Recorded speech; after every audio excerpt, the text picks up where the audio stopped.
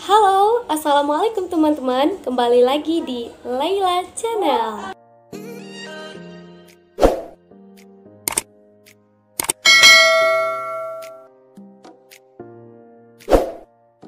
Yeay, aku senang banget bisa buat Q&A yang kedua. Aku juga udah upload Q&A yang pertama. Kalau kalian ingin cek Q&A aku yang pertama, kalian bisa cek di sini. Nah, itu dia Q&A aku yang pertama. So, langsung aja kita masuk Q&A yang kedua. Tapi sebelum kalian menonton video ini, pastikan kalian sudah menekan tombol subscribe. Bagi yang belum subscribe, kalian bisa subscribe sekarang juga, karena subscribe itu gratis teman-teman. Kalian gak bakalan rugi, gak bakalan nyesel menekan tombol ini. Yang ada kalian sudah membantu channel Laila terus berkembang. Dan jangan lupa untuk aktifin notifikasinya. Beri juga like kalian, share ke semua sosial media yang kalian punya, dan tinggalkan komennya di bawah ini dengan komen-komen yang positif. Dan maaf ya kalau di luar agak berisik karena banyak anak-anak yang bermain di luar. Oke, ini adalah Q&A yang kedua, yang mana Q&A yang pertama udah aku upload. Dan bagi teman-teman yang ingin menontonnya, kalian bisa cek link di atas ini ya. Ada rekomendasinya di atas ini. Ternyata masih banyak juga yang bertanya dan menginginkan aku untuk membuat Q&A yang kedua. Karena waktu itu aku juga udah informasikan juga ke SW aku atau story WA aku kalau aku bakal buat Q&A yang pertama. Dan itu aku cuman pilih 5 pertanyaan aja. Jadi aku mohon maaf bagi pertanyaan teman-teman yang kemarin yang nggak aku jawab, nggak aku pilih. Kalian jangan berkecil hati ya. Dan kalian harus tonton terus video-video yang aku upload supaya aku bisa menghibur kalian. Nah, di Q&A yang kedua ini, sebelum dia memberikan pertanyaan sama aku, dia curhat, bilangnya begini. Kak, aku kemarin mau bertanya sih waktu di Q&A yang pertama, cuman aku nggak berani bertanya. Aku takut dan aku juga nggak tahu apa yang mau aku tanya. Aduh, memang aku jahat, aku serem. Nah, kalian kalau memang betul-betul ada pertanyaan yang mau kalian tanyakan sama aku, kalian kirim aja pertanyaannya di kolom komentar di bawah ini atau di kolom komentar yang sebelum-sebelumnya, dan aku bakal cek komentar-komentar kalian. Nah, ketika aku membuat story WA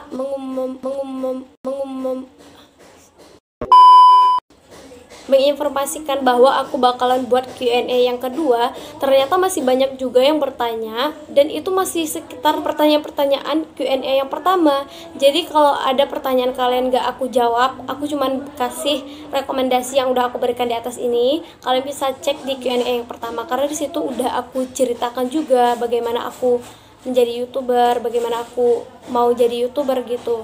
Dan di situ ada di Q&A yang pertama. Dan pertanyaan-pertanyaan itu juga udah terulang kembali dengan kalian. Pertanyaan yang sama walaupun orang yang berbeda. So, langsung aja ke pertanyaan yang pertama. Bagaimana sih awalnya tertarik dengan YouTube? Ceritain dong. Nah, ini dia ada 2 pertanyaan dengan 1 orang. Wah, ini semangat banget karena dia kemarin gak sempat bertanya di Q&A yang pertama. Sebenarnya dia mau bertanya yang udah aku ceritain tadi. Ini dia orangnya. Dia mau bertanya di Q&A yang pertama, cuman dia gak berani, gak tahu kenapa. Ya karena mungkin dia segan atau ya memang belum saatnya gitu. Dan di Q&A yang kedua nih dia beruntung, dia bisa bertanya dan dia mau bertanya. Nah, ini pertanyaannya udah aku jawab juga di Q&A yang pertama. Kalian bisa cek juga di situ dan itu berkesinambungan jawabannya. Jadi kalian bisa cek di rekomendasi di atas yang udah aku bagikan itu. Kalian bisa cek di Q&A aku yang pertama. Dan lanjut aja ke pertanyaan yang kedua dari orang yang sama. Bagaimana cara Laila membagi waktu antara harus bikin konten YouTube, kuliah, tugas, main, belajar, istirahat, dan lain-lain. Nah, sebenarnya kalau untuk namanya bagi waktu, aku pribadi sih memang belum bisa bagi waktu gitu. Karena kalau untuk bagi waktu, ya aku gak kayak orang misalnya bagi waktunya ambil kertas, ambil pena, ditulis hari Senin aku harus dari jam segini aku begini, harus lakuin ini, harus ini. Enggak, kalau aku enggak kayak gitu. Aku ya kalau misalnya ada waktu luang bisa aku kerjakan. Aku bakal ngeduluin yang bakal aku dulukan. Misalnya kayak kuliah nih. Kuliah aku jam 7 pagi.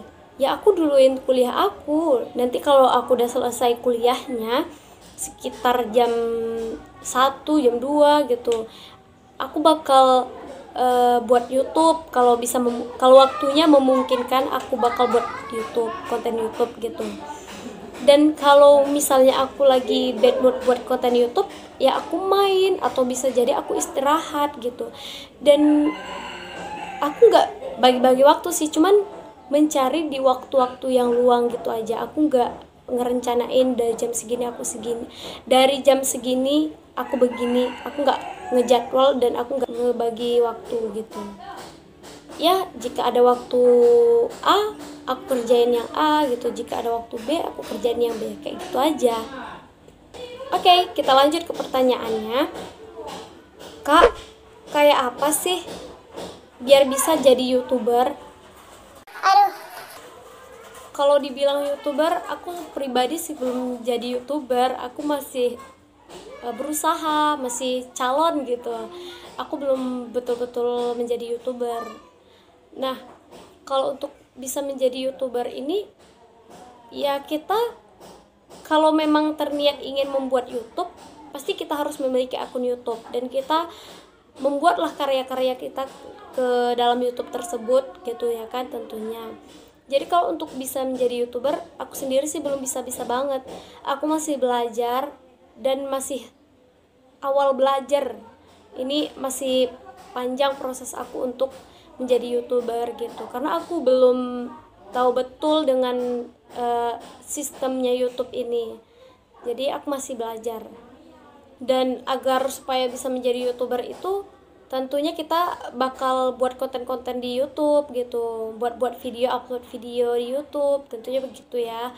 Supaya ada juga konten-konten yang di YouTube itu. Kalau nggak ada konten-konten di YouTube, nol, nggak ada tayangan, nggak ada video, itu kita bukan mau jadi seorang YouTuber gitu, karena nggak ada video mau ditonton gitu. Jadi gimana mau jadi YouTuber? Jadi intinya kalau kita ingin menjadi YouTuber, kita harus bisa membuat kita membuat konten-konten di YouTube dan kita upload di YouTube. Itu menurut aku kalau ingin menjadi YouTuber, dan kita memberikan konten-konten yang terbaik, tentunya yang positif, yang ya bisa membuat orang terhibur gitu. Oke, kita lanjut ke pertanyaan yang keempat. Cara jadi seorang YouTuber gimana, Lala? Nah, ini sama pertanyaan dengan pertanyaan yang sebelumnya. Udah aku jawab ya. Dan di pertanyaan yang kelima ini, teman-teman, aduh, pertanyaannya kocak banget. Ini pertanyaan bisa buat aku tertawa dan bisa juga buat aku tuh gitu. Kenapa? Kalian penasaran dengan pertanyaannya? Subscribe bagi yang belum subscribe. Kalau kalian nggak subscribe, kata Kak Ricis, kebangetan.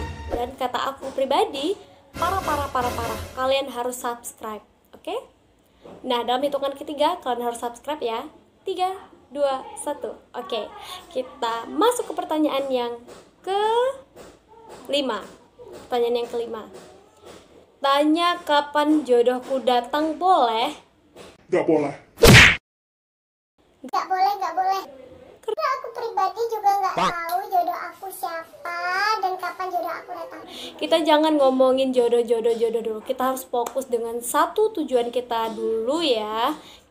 Kalau kita masih menuntut ilmu, ya kita fokus dengan nuntut ilmu dulu. Nanti kalau udah selesai, itu jodoh bakalan datang dengan sendirinya, karena udah diatur oleh Allah Subhanahu Wa Taala. Jadi kita nggak usah pusing-pusing mikirin jodoh, nggak usah ya. Kita fokus aja dengan satu tujuan kita. Misal kita menuntut ilmu, ya kita harus fokus dengan menuntut ilmu. Pertanyaan yang keenam. Nah, di sini ada yang nanya, Kak, kenapa mau jadi YouTuber? Dan pertanyaan ini juga udah aku jawab di Q&A yang pertama. Kalian bisa nonton aja di situ. Dan aku bakal jelasin sedikit kenapa aku mau jadi YouTuber.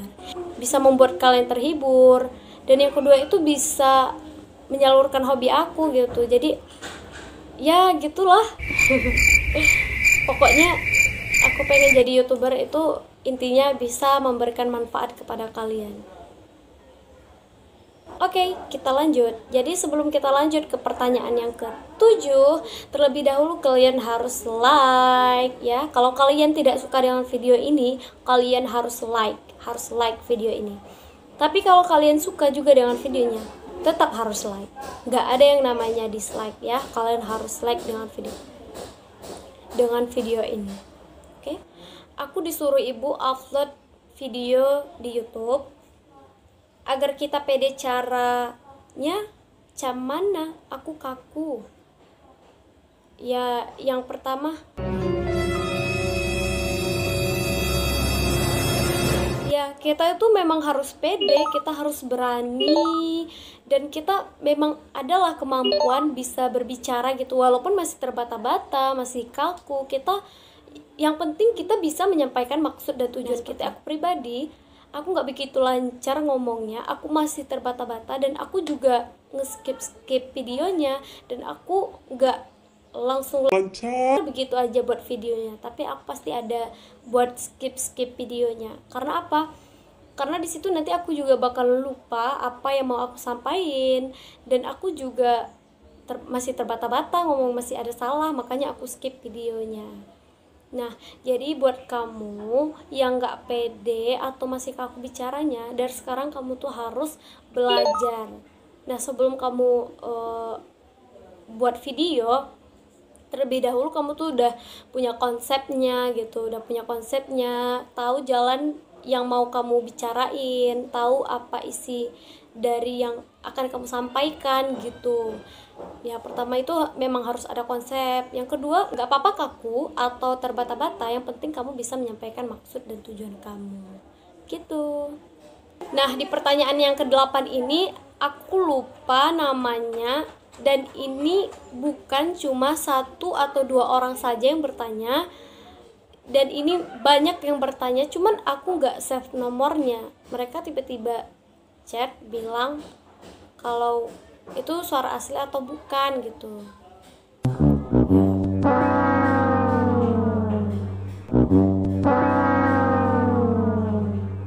Jadi kalau teman dekat aku, mereka tuh pasti udah tahu kalau itu suara aku atau bukan gitu. Jadi aku nggak perlu jelasin sama mereka. Mereka juga nggak nanya-nanya sih, karena mereka udah tahu. Yang nggak tahu ini, yang perlu aku bilang, ya kalau kalian nggak percaya kalau itu suara asli aku, kalian bisa cek di rekomendasi di atas ini. Di situ ada aku mengcover lagu. Kalian tonton sampai habis, kalian nilai apakah itu suara aku atau lip sync gitu. Jadi kalian bisa menilai sendiri. Dan aku bakal jawab juga kok pertanyaan kalian di sini. Dan aku nggak tahu siapa orangnya karena aku nggak save nomornya gitu, nggak nanya siapa namanya gitu. Dan jawabannya asli. Nah, ini memang suara asli aku, nggak mungkin aku lip sync gitu. Pasti aku malu karena YouTube tuh tahu mana yang lip sync, mana yang betul, itu tahu, YouTube-nya tahu. Karena YouTube itu lebih pintar dari kita ya teman-teman. Jadi kita nggak bisa ngecurangin YouTube. Dan ini adalah pertanyaan yang terakhir yang bakalan menutup video kali ini. Nah, pertanyaannya itu, bagaimana seorang muslimah menggapai cita-cita dan cinta? Menurut aku pribadi, dari kata-kata cita-cita itu adalah, maaf, ada orang ganggu. Sebelum kita menggapai cita-cita, tentunya kita harus mengerti dulu apa itu cita-cita. Nah, cita-cita menurut aku pribadi itu adalah bagaimana kita bisa menggapai sesuatu yang kita inginkan, sesuatu yang kita senangi. Bagaimana kita bisa menggapainya, mendapatkannya, menggenggamnya, bahkan memilikinya sekalipun, itu kita harus tahu. Nah, itu yang dinamakan cita-cita. Bagaimana seorang muslimah menggapai cita-cita dan cintanya itu? Ya, kita sebagai seorang muslimah tentu harus menjaga aurat kita terutama. Itu udah merupakan cita-cita dari seluruh muslimah gitu. Dan cara kita menggapai cita-cita kita pribadi itu terutama kita harus niat ikhlas tuh karena Allah. Kalau kita niatkan suatu cita-cita yang ingin kita capai nggak karena Allah, itu nanti kalau nggak kecapai kita bakalan kecewa berat, bakalan larut-larut dalam kesedihan. Itu nggak boleh. Jadi kita tuh semua yang akan kita lakukan itu harus niat karena Allah. Dan yang kedua itu usaha. Tentunya kita harus punya usaha untuk menggapai cita-cita ini. Nggak hanya ucapan saja, tapi kita bisa mewujudkan cita-cita itu menjadi nyata. Dan kita bertanggung jawab apa yang sudah kita cita-citakan. Dan jika itu tercapai, ya kita memang harus tetap melaksanakannya. Itulah yang dinamakan dengan tanggung jawab. Nah, jadi menurut aku pribadi, bagaimana seorang muslimah menggapai cita-citanya, yaitu tadi terutama dengan niatnya, usaha, dan juga tanggung jawab. Cita-cita itu nggak harus jadi seorang dokter, seorang profesor, yang kayak begitu, nggak harus. Itu nggak, cita-cita itu nggak perlu besar-besar. Yang penting cita-cita itu bisa kita senangi, ya, bisa memberi manfaat kepada orang lain. Itu yang dinamakan cita-cita. Dan di situ bakalan muncul cinta. Cinta itu nggak perlu kita gapai, nggak perlu kita ciptakan. Cinta itu bakalan muncul ketika kita sudah mencapai cita-cita kita. Nah, munculnya cinta ini karena adanya syukur kita kepada Allah yang sudah memberikan cita-cita yang kita inginkan terwujud dan terkabulkan.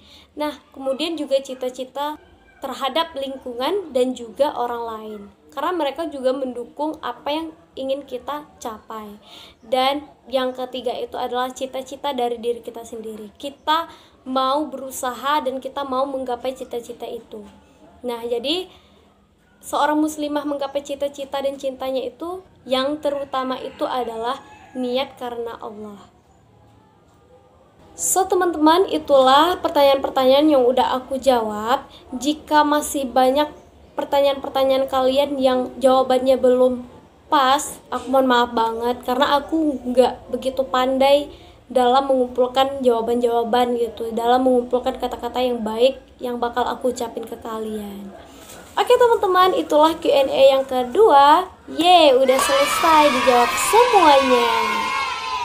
Semoga video ini bisa menghibur kalian, membawa keceriaan pada kalian, bisa memotivasi kalian, dan ambillah kata-kata yang positif dan buang kata-kata negatifnya ya teman-teman. Dan aku mohon maaf atas kesalahan-kesalahan, misalnya aku belum bisa menjawab pertanyaan kalian begitu leluasa.